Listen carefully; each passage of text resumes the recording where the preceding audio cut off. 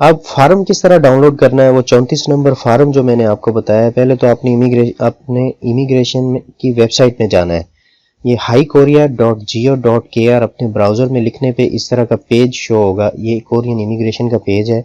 आपने यहाँ पे मिनोन सोशिक पे एक दफ़ा क्लिक करना है। यहाँ पे जब आप क्लिक करेंगे तो ये पेज इस तरह ओपन होगा। यहाँ पे आपने सबसे ऊपर ये आपको 3 फाइलें दिख रही होंगी, एक वर्ड की, एक पीडीएफ और एक हंगल की है। तो आप इनमें से किसी को भी ओपन कर लें। किसी को भी ओपन करेंगे तो ये इस तरह फार्म आएगा। 34 नंबर फार्म है। यहाँ पे ये एप्लीकेशन फॉर्म, ये थोंगाप शिनचंगसो, यहाँ पे 34 नंबर लिखा है। इसको आपने फिल करना है। तो आपने कौन से खाने पे टिक करना है?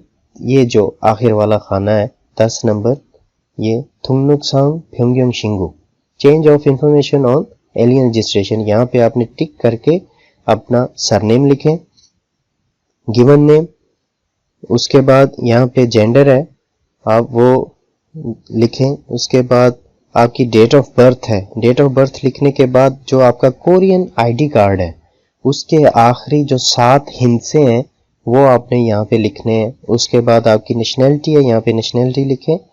पासपोर्ट जो आपका नंबर है यहाँ पे दर्ज करें। उसके बाद इशू डेट है और एक्सपायरी डेट है। उसके बाद कोरिया के अंदर आपका एड्रेस है वो आपने यहाँ पे लिखना है।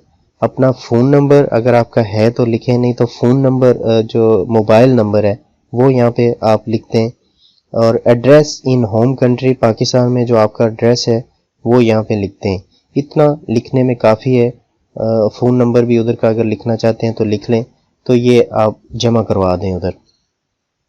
दोस्तों मैं उम्मीद करता हूँ कि ये आपको समझ आ चुकी होगी इस वीडियो की।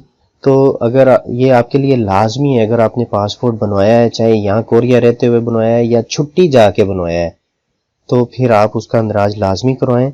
मैं उम्मीद करता हूँ कि ये वीडियो आपको पसंद आएगी। और आपको ये बताना चाहता हूँ कि YouTube पे आप हमारे चैनल को सब्सक्राइब लाजमी कर लें।